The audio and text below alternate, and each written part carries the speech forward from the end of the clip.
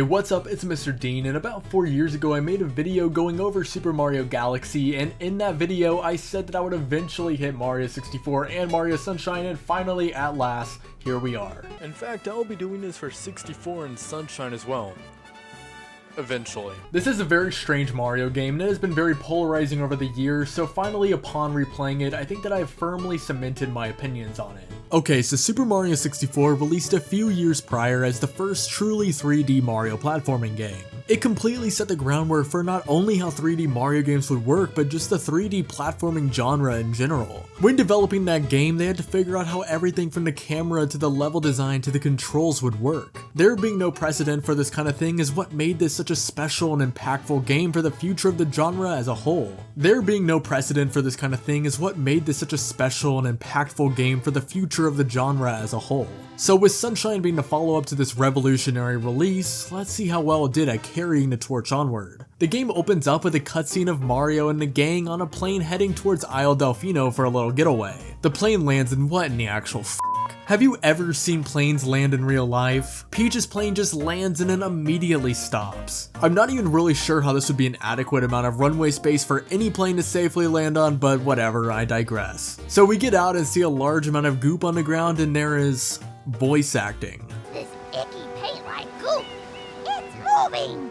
Now, boys, don't touch that stuff. This is the only mainline Mario title with voice acting, and I mean it's kinda cute. In some parts it's cute, and in others I find it really creepy, but regardless it is kind of cool that this is the only Mario game with voiceovers. Of course Mario is still his same voiceless self as always though. Toadsworth instructs Mario to get rid of the goop since he is most concerned with the safety of the princess in this weather, and oh you. We have been outside for literally 5 seconds, and if you were so concerned with her ability to survive in the sun, then why the f are we even here to begin with? So if you run past the goop, we can talk to this water nozzle named Flood, and this is yet another thing that makes this game so unique. As a part of Mario's movement, we are able to both shoot water in any direction from a gauge and hover in the air, along with other abilities unlocked via playing the rest of the game. More on those later though. We clear out the goop and fight this piranha plant thing, and now we can actually enjoy our vacation, right? Nope. Not only did we spot a weird clone of Mario holding a paintbrush, but some Piantas walk out and accuse us of defacing the island with the goop. I just want to point out how we literally just landed, and the first thing we did was clear it out, but they have a sketch that looks like Mario, so it must be us. We get taken to court and immediately get ruled guilty because of course. We don't even get a proper defense attorney. Where is a Mario version of Saul Goodman when you need him? Anyway, our sentence is cleaning the entire island of the goop, so here we go. We immediately go and fight the exact same goopy piranha plant again, and I hope you didn't get tired of that yet since this is far from the last time we fight this exact same thing.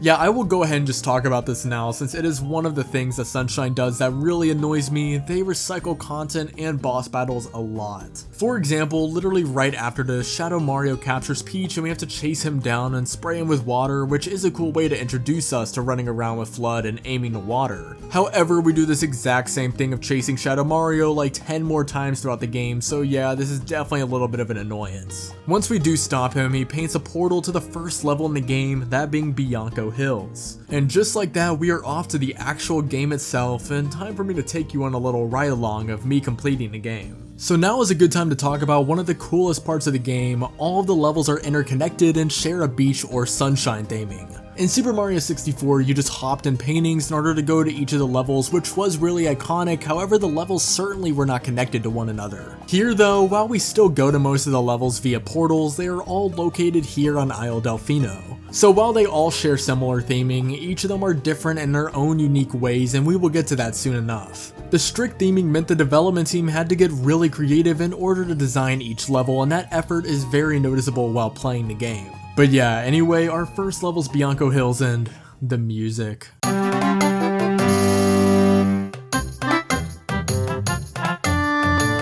I hesitated to bring this up, but the music in this game is just sublime. Also, I will go ahead and talk about the movement here since I just realized I forgot to bring it up. Similarly to Mario 64, we got our triple jump, wall jump, side jump, and ground pound. We also have a dive similar to the one in Super Mario 64, and this is still my favorite method of movement in the whole game. It is so satisfying. There are also some cool applications of this. For example, if you use Flood to spray some water in front of you, you can dive into it and just start sliding super fast. We also have a spinning jump, which is extremely useful for getting around. We don't have the long jump this time around, but I do think that the dive mechanic more than makes up for it. Also, another thing is originally on the GameCube the camera was inverted, however on 3D All-Stars the camera was changed to being not inverted.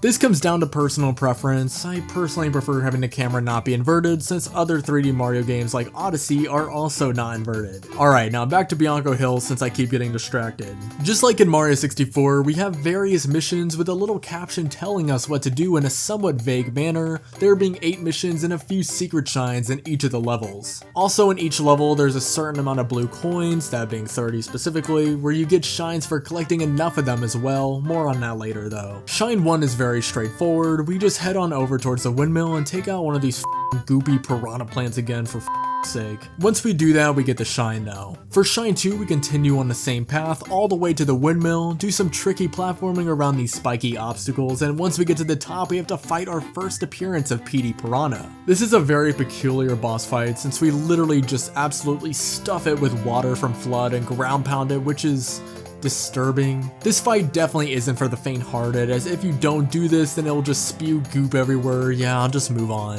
I love how the third shine is called the cave secret and the camera just zooms in on what the secret is. You just make your way over to this little hole on the side of the hill and going in causes Shadow Mario to take Flood away temporarily. Yeah, one of the cool things that happens about the game is some of the missions removes Flood from your arsenal, which is really fun. These are some of my favorite missions in the whole game since it creates a whole new nuance to the platforming since you are no longer able to rely on Flood to aid you. For Shine 4, we collect 8 red coins in the village section of Bianco Hills, which is really fun and it is designed around a hover nozzle with some of the coins being in midair. This is another thing that I am sure I will get upset about at some point in the video though, since there are a lot of red coin missions in this game. Actually, that just goes back to the repeated content thing. Also, specifically here, there are some weird tornado wind enemies that if you are not being careful become very aggravating to deal with. For Shine 5, we have to fight PD Piranha again, but at least this fight is different. So this time around, the entire village is filled with goop, and going up to the top of one of these hills reveals PD Piranha asleep. So now the game turns into a shooter where we need to get one of these pink balloon things to latch onto our nozzle so we can shoot it at PD.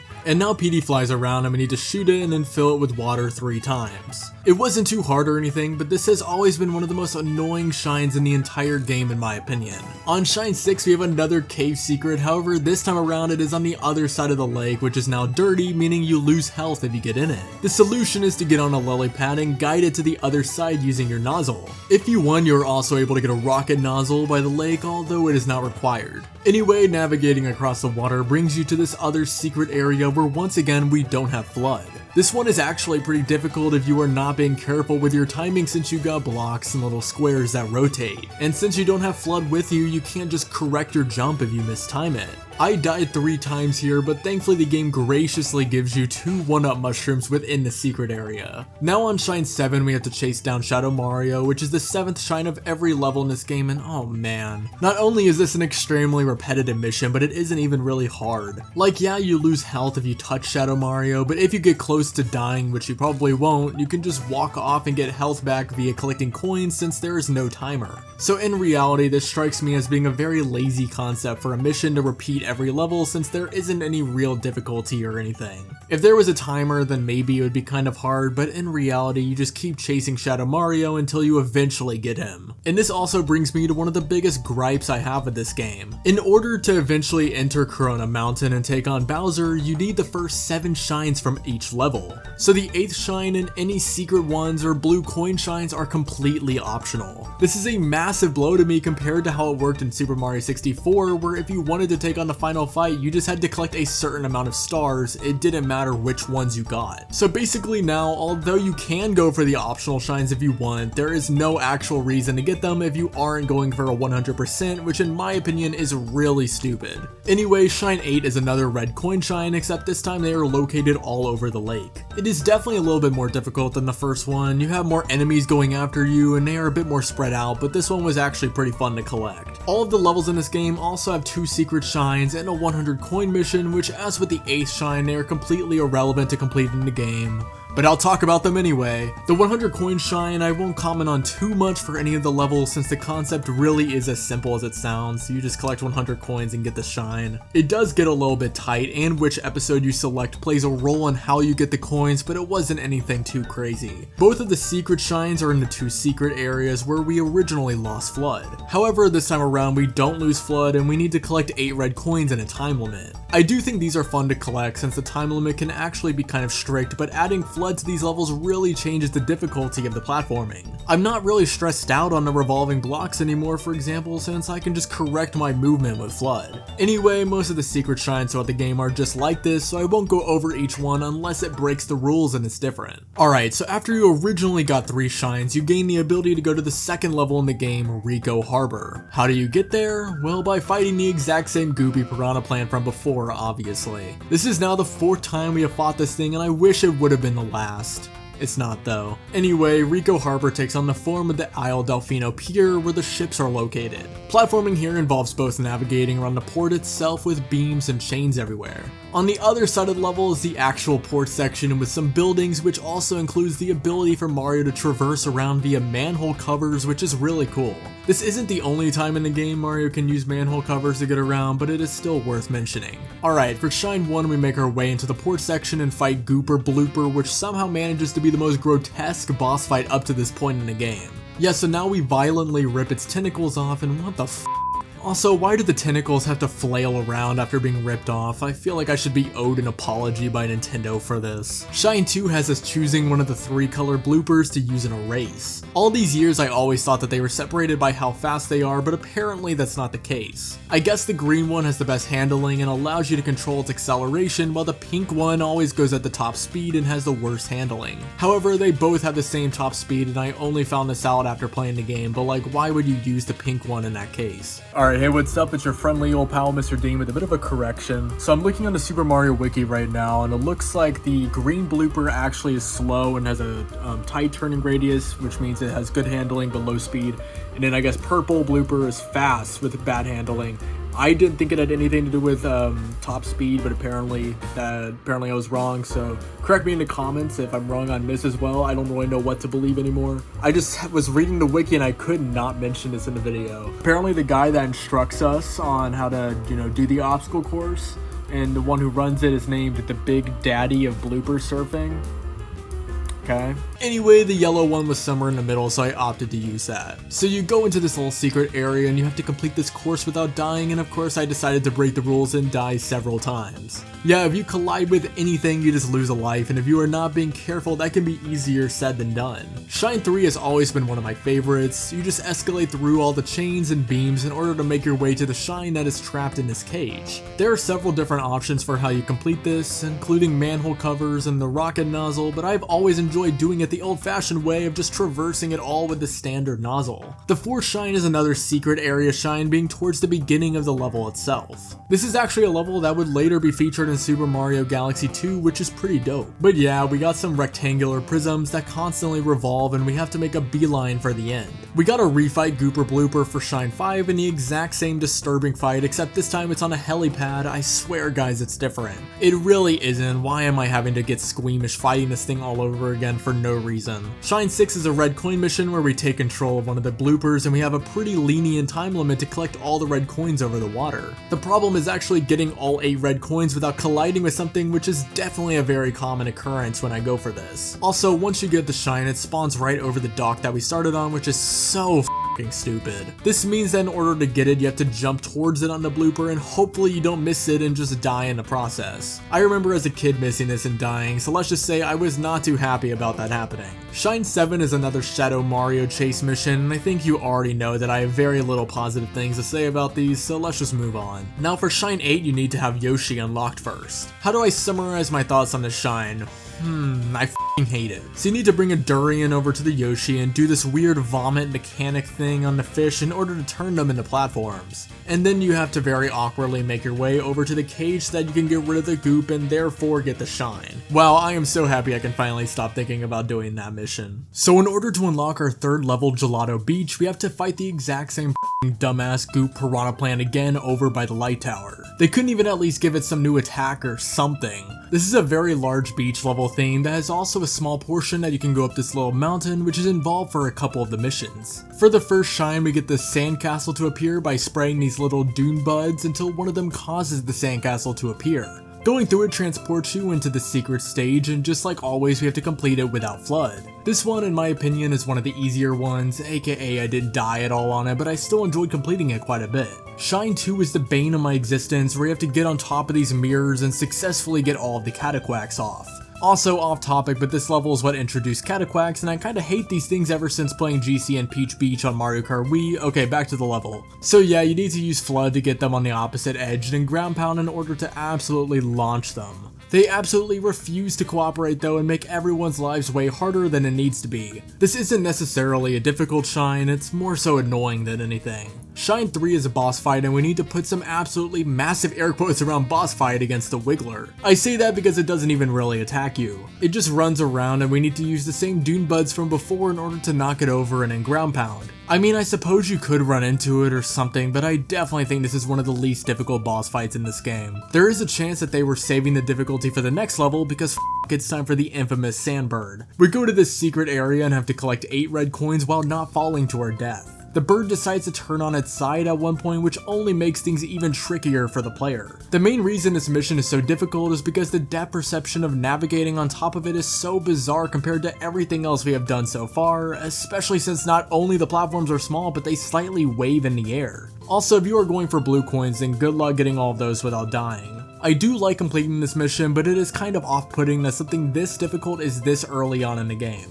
Shine 5 is the first of another set of repeating missions, this being a race against Il Piantissimo. This is essentially the same concept as the Koopa the Quick races from Super Mario 64. We just reached the finish line before our lovely opponent here. This one is slightly more difficult since the passage to the finish line is a little bit trickier since we have to make it up the mountain though. However, this is far from what I would consider a difficult mission. We got another red coin shine for shine number 6 where we swim underwater for them, and despite the slow swimming controls, this one is pretty relaxing to get. Another f***ing Shadow Mario chases up next, skip skip skip. Shine number 8, you go to the top of the mountain and have to guide this watermelon all the way to the pier on the other side of the level. Beware though that if this watermelon touches literally anything, it explodes. So of course they put cataquacks in our way and a very bizarrely laid out bridge that you have to handle the watermelon with extreme care over. I don't think that this level was as difficult as people say it is personally, but it definitely can give some trouble. The watermelon only popped once whenever I recorded it, which isn't too bad. Now unlike many of the other secret shines in the game, one of them here isn't just an 8 red coin in a secret level mission.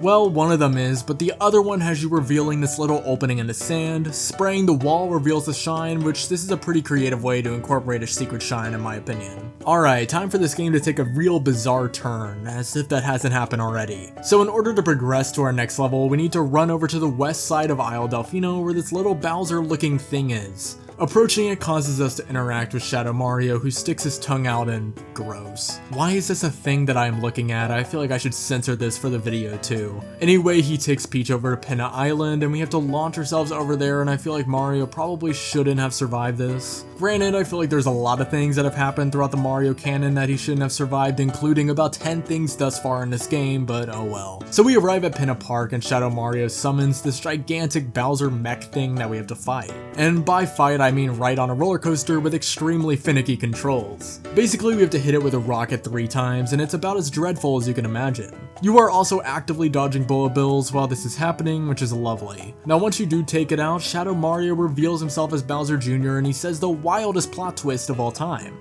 Leave my mama alone, you bad man. I won't let you take Mama Peach away. Mama Peach?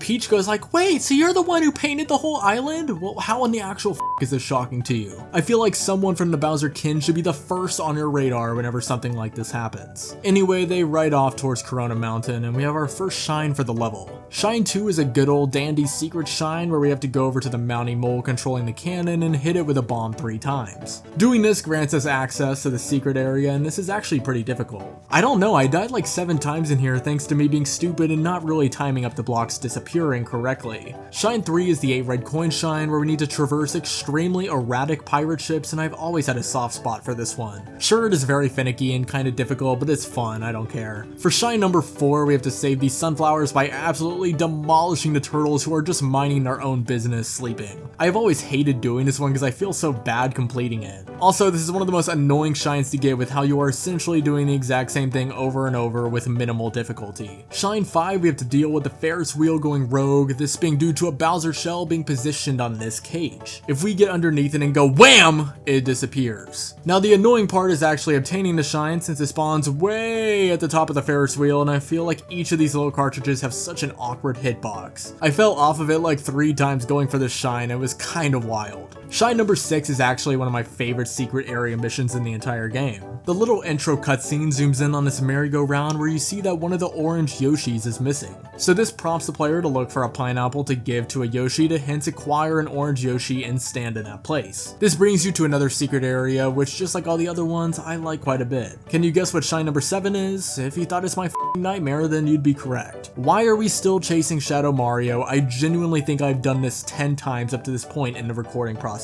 And finally, for shine 8, we have what genuinely might be the most stressful thing I've ever experienced. We have to get back on the roller coaster and pop 20 balloons within 3 laps around the coaster. And wow, this is a tall order with the controls. There were also a few times where I swear I hit one and it just went right on through, but I ended up persevering, so it's all good. Alright, so to go to our next level, we have to look straight up to the sun. I don't know what it is with Nintendo having Mario stare straight up at the sun to get to levels, but his retina cannot be healthy right now. This is a very vertically based mountain level where some of the shines have you scaling up through engaging platforming. Some of the other shines are underwater in the bay, and more on those later. There's a certain shine that makes me want to punch myself every time I play it. Shine 1, we have to scale up the mountain in order to stop the mounting mole, and just like before, we have to throw his bombs back at him. I love completing this mission though. There are some parts with creatively designed intended ways where you may need to squirt an object in order to lift you up in the air, but I personally love to do some well-timed wall jumps in order to make my own path up to the top. Now what I don't love was the game putting me at the bottom of the mountain when the shine appeared, so I had to go all the way back up to collect it for no reason. Shine 2 is another really fun one where we once again have to scale up the mountain, but this time it is built more like a puzzle. Now granted, it's a very basic and easy puzzle, but it's still cool. Basically, there are these little painting graphic things where spraying water into them causes the mountain to push in and opens up a path for you. And now we have to fight the exact same Gooper Blooper boss fight from before because why not at this point? I already chased Shadow Mario down 10 times, this doesn't even feel bad at this point. Shine 3, we collect 8 red coins in this bottle, and you know, surprisingly, I don't hate this. I expected to despise it, but no, it was actually pretty fun and relaxing. Now it is time for me to enter my personal hell with Shine 4. Mario now has to become a dentist and swim deep beneath the bay to clean this eel's teeth, and children, cover your ears real quick. Aside from this one mission, I don't even really dislike the swimming controls in this game, by the way. We have to slightly hover over its teeth and awkwardly spray water on them. It's just so finicky and awkward. Keep in mind that you also need to worry about Mario's ability to breathe since, you know, we are underwater. I don't know what it is with these 3D Mario levels always being terrible whenever it combines swimming and eels, but we are now currently 0 for 2 now thanks to that one eel mission in Mario 64. Shine 5 is another race against Eel Piantissimo, which I don't really mind these, albeit them being a little bit too easy. I do wish I wasn't waiting by the flag for like 15 seconds after completing the course. Am I just too good? Well, you tell me. Obviously, we all know the answer though. The 6th shine involves going into the gigantic seashell at the top of the level, and this is probably the hardest secret area thus far. It really tests your ability to angle your wall jumps, and it is actually a lot of fun. I did die on it a few times, but it was the result of me being reckless, and it wasn't the fault of the level, at least from my experience. Shine 7, we have to catch Shadow Mario again in what is by far my least favorite case of this mission. This time we have to chase him up the mountain, which makes this absolutely egregious. Once again, let me reiterate that it isn't difficult in the sense of being a challenge that you feel good and triumphant once you overcome. It is just plain annoying. And for Shine 8, we have to collect 8 red coins deep underneath the bay, and to be honest, this one was kind of disappointing. Like, it was just really easy to do for an 8th shine, especially considering how much harder some of the other 8th shine missions are. I suppose in theory, running out of air could be a little bit of a challenge, but considering you get air for collecting coins and the whole mission is collecting coins, that kind of negates that. It's kind of memorable though. I like how sometimes the coins randomly just disperse everywhere. Also, we got another pretty creative little shine here. Basically, you have to go up on top of the mountain and spray this golden bird whoop-de do. You know what, it's a cute mission though, I like it. Alright, now before we get on with the rest of the game, now seems like a great time to take a little pit stop and have some fun around Delfino Plaza. It really cannot be understated how lively and fun of a hub area this is. Even compared to how fun traversing around Peach's castle in Super Mario 64 was, this is easily the best hub area in any Mario game. There are so many different Piantas you can run around and talk to, many of whom treat you like shit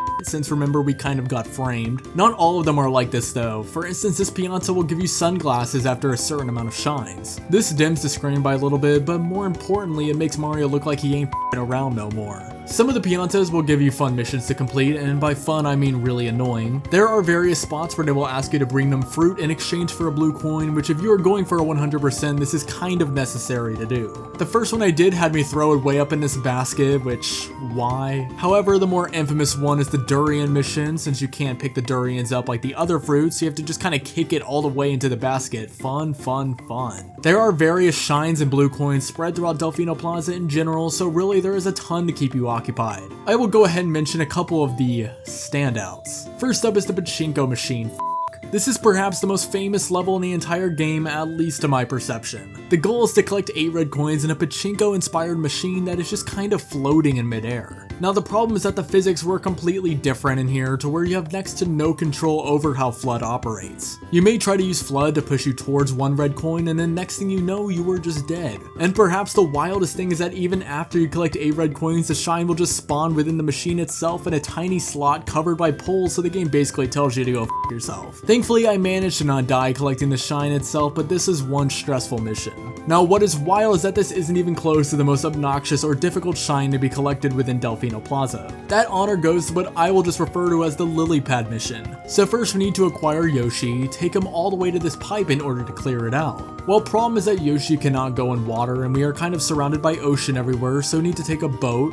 Nope, 3 boats. You take 1 boat, replenish Yoshi's health, take another boat, replenish Yoshi's health, and take 1 more boat. Keep in mind that this is a painfully slow and obnoxious process. Now we enter the pipe and welcome to Mario Hell, everybody. We have to ride a little lily pad over rushing water and collect 8 red coins, and if you even touch the water, you lose a life. I promise you this is more stressful and difficult than you can possibly imagine if you have never done this before. The whole time you are thinking that if you game over, then you will have to do the whole Yoshi bull all over again, so you kind of don't want to do that. I do want to point out that on my second to final life, I clutched the up by hovering over to the side. I then barely managed to get the 7th coin and somehow land back on the ledge without dying. No idea if that was the intended way to do it, but all I know is that I completed the level and I'm definitely never doing that again. Okay, now back to reality. Delfino Plaza really is lovely. The other blue coins and shines were creatively designed and I don't really got anything else to complain about. Okay, only a couple of levels left to go through and this time we are heading over to Sirena Beach. So Shine 1 wastes no time with giving us a challenge. Basically we got this massive manta ray and attacking it makes it divide. And once you attack that one, it divides even more and repeat until you got a ridiculous amount of mana rays to take out. Plus there's a ton of goop that you need to avoid.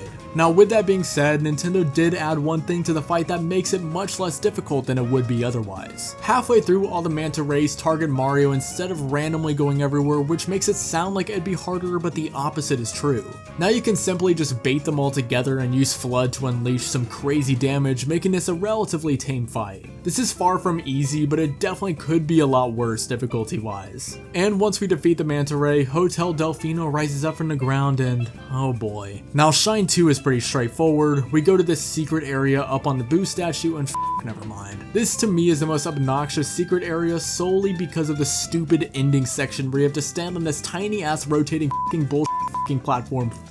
Also, specifically here, I will go ahead and point out the camera because I went an awful long time in this video without actually commenting on the camera. For the most part, I honestly didn't have too many issues with the camera. I think overall it's a step up from Mario 64. However, it still had its hiccups, and this specific area was a pretty big one. There were some moments where I had some very awkward angles to work with. Once again though, I see a lot of people throw a ton of hate towards this game's camera, and for the most part, I think it was good enough. This specific level was kind of an exception for me. And funnily enough, the camera issues only get more prevalent on the next issue, so we aren't done with that. However, to be fair, this is in my opinion one of the best and most fun missions in the entire game. So for Shine 3, we are told that the Hotel Delfino is mysterious. And that is true, by the way. This isn't really specifically a haunted level, but everything about this hotel is just kind of ominous. It is kind of cool that they managed to make a spooky level still fit into the whole sunshine theming. Anyway, this level has us perusing around the entirety of Hotel Delfino looking for a pineapple so that we can unlock Yoshi and eventually make it up to the vents at the top of the building in order to make it to the Shine. If there's one Shine in this game I would recommend beating without the aid of a walkthrough, it is this one because it is so much fun to figure out for yourself. However, as I said a minute ago, holy shit, the camera. Because so much of this is in tightly packed rooms, the camera just loves to not cooperate with you. Alright, positivity time is over. The casino. The fourth Shine of Sirena Beach is probably my least favorite Mario level of all time.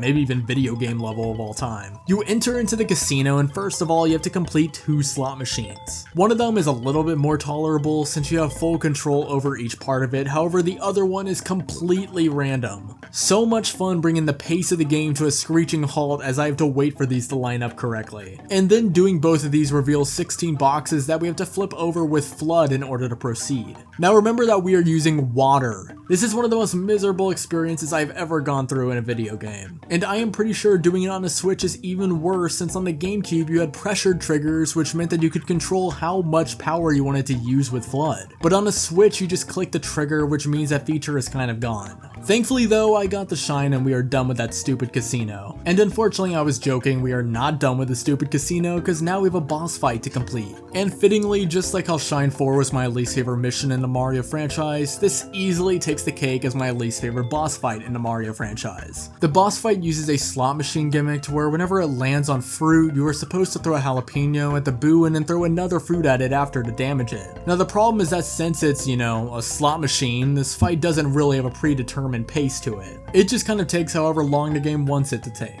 Plus it's not even really hard either, so not much is really going for these 2 Shines at all. Now let's see if Sirena Beach can get back on track with Shine 6. So we load into the level, this Pianta tells us that the electric goop is back, and then a 3-minute timer just starts. What the f***?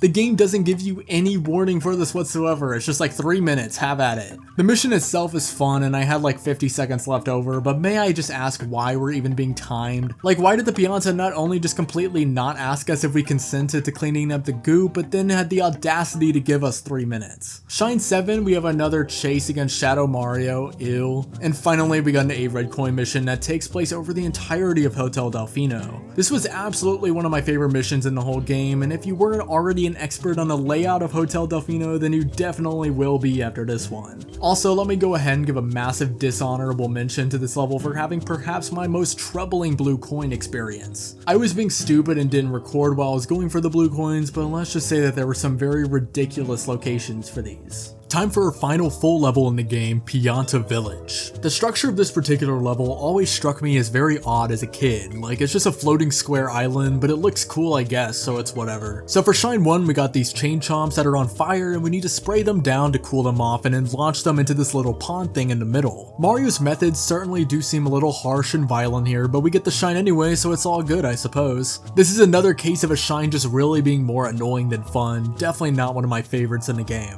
We got another race against Il Piantissimo for Shine 2, and I know I've complained about the abundance of repeated content in the game, but these are kind of charming. For one thing, there is only 3 of them versus the million Shadow Mario chases, but also I just find this little twerp hilarious. Now Shine 3 in Pianta Village is perhaps one of the most infamous missions in the entire game. So the game does something completely different and takes away FLUDD right from the start of the Shine, which is bizarre as the player. And now the entire village is covered in fiery goop and the objective is to re-obtain FLUDD on this platform and clean off this Pianta. Now the intended way to do this is to go underneath the village, but that's for losers. I remember as a kid watching a YouTube video explaining that there is an alternative route where you go along this beam, climb this massive tree, jump over to this platform, and bam, the Shine is obtained. Now don't get me wrong, this is still not easy to do, but it is way quicker and cooler than the intended route, so that is how I will go about doing it. But yeah, I think that this is a pretty cool Shine, and I love how the game takes away FLUDD from you. As interesting as FLUDD is as a platforming mechanic, I think that the missions that require you to complete it without its aid always end up being some of the most memorable stuff in the game, at least to me. Now remember how I mentioned the first shine being pretty annoying? Yeah, well we have basically the exact same thing for shine 4. We have one massive chain chomp and we have to awkwardly drag it to the pool at the other end of the village. I really don't want to spend too much time talking about how much this irks me because it's, you know, just not fun. However, the real reason I don't want to spend too much time talking about it is because of what the next shine is, because it reaches unthought of levels of stupidity.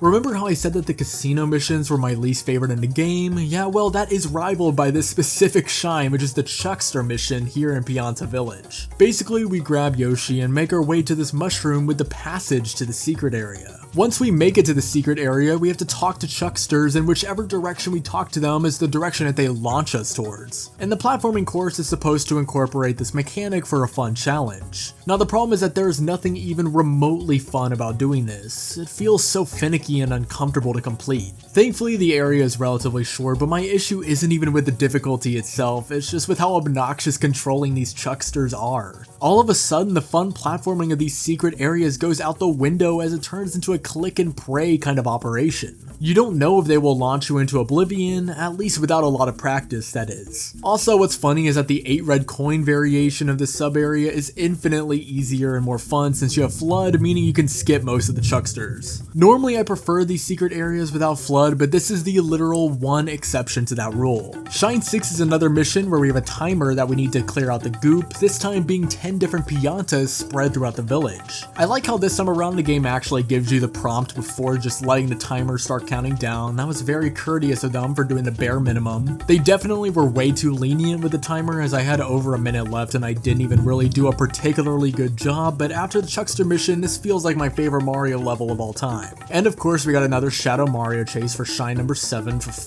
sake. I like how this time around they tried to mix it up by making him leave goop behind him, but this was unironically probably the quickest one out of everything. This is because the level is so open that spraying him is so easy to do. And finally, Shine 8 is an 8 red coin mission with some actually pretty well hidden red coins. So what we just went through is all of the main levels, however after completing 7 shines from all of them, Delfino Plaza completely floods with water, which, okay. Still think the whole 7 shine from each level to beat the game is stupid as shit, but oh well. So Corona Mountain is the final level in the game preceding the final boss, and I really don't want to be a negative Nancy for like the 50th time in this video, but I really don't like Corona Mountain. In concept it is really cool going through the volcano situated at the middle of the island, but the design is just really bizarre. For starters, this entire area is extremely short and easy. I'll just compare this to the stages that came before each Bowser fight in Mario 64, in which those were actually challenging at times. Here, not so much. For example, at the beginning you need to time your jumps over some spikes and take out some flames with Flood. For all the cool things that Flood brings to this game, it completely takes out any semblance of challenge during this section. Then you go on a boat and guide it with Flood, which is literally the only part of Corona Mountain that actually is challenging.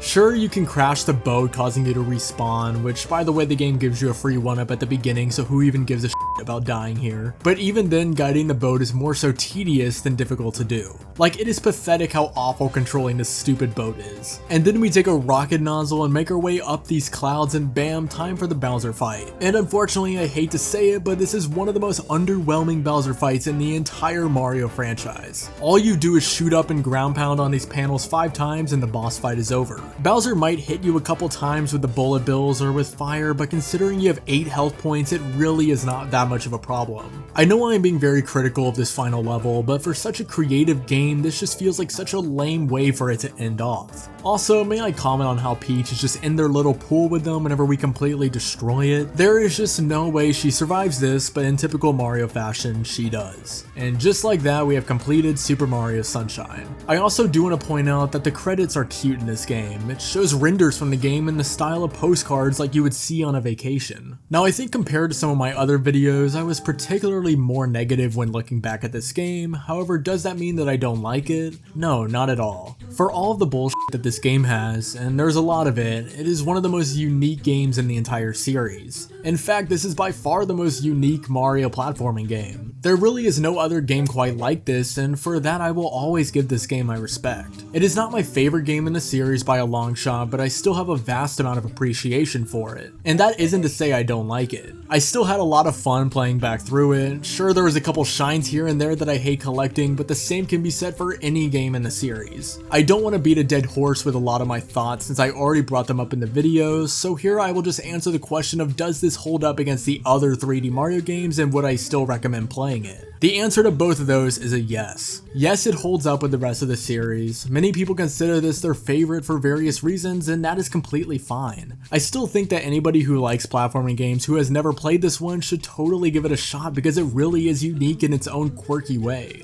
There are certainly things about the game that annoy me, from the repeated content to many of the missions feeling poorly designed, but as a whole I still feel appreciation for the game. By the way, it should also be noted that this game was developed in a hurry, which likely contributed to a lot of the unpolished nature of the game. Because the GameCube needed a Mario game and it would only make sense for the game to release during summer, that likely made the team feel obligated to complete the game as soon as possible. So yeah, a lot of the repeated missions certainly make sense when looking back through that lens. Not necessarily saying that I agree with the development philosophy, but it also does explain why a lot of the game is the way it is. Now, as for do I recommend 100%ing the game? Well, as someone who just did it for the first time, no. Unless if you are really into fully completing games, do not feel obligated to go out of your way for all of the blue coins, especially without walkthroughs. By the way, I didn't even really elaborate on what the blue coins are fully. Basically, there are 30 of them in each level, making for 240 in total, and for every 10 that you get, you can trade them in for a shine. So essentially, out of the 120 shines in this game, 24 of them are obtained through collecting blue coins in each of the levels. As a concept, this is pretty cool, but it ended up not really being designed greatly. For some reason, the game doesn't explicitly tell you how many blue coins are in each level, which means that you have to figure that out yourself. And also, it doesn't tell you which ones you are missing. So the reason I bring all that up is to really hone in on how questionable of a completionist game this is. Like I said, I did 100% the game for the making of the video, which I never had really done before, but I don't really see myself doing that again.